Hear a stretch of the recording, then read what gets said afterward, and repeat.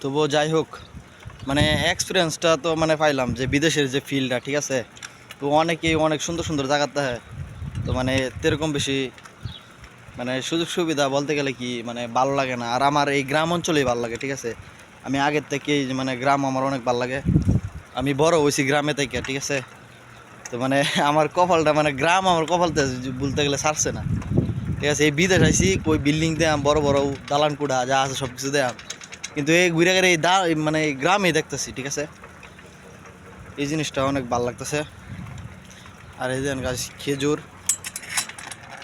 আর একটু পর পর খালি দুঃখের কপাল কি করলাম, একটু পর পর খালি ছাগলে সিন ফিরে জায়গা। এই যে আবার পড়ছি, মানে এই জিনিসটা ভালো লাগে, করার নাই।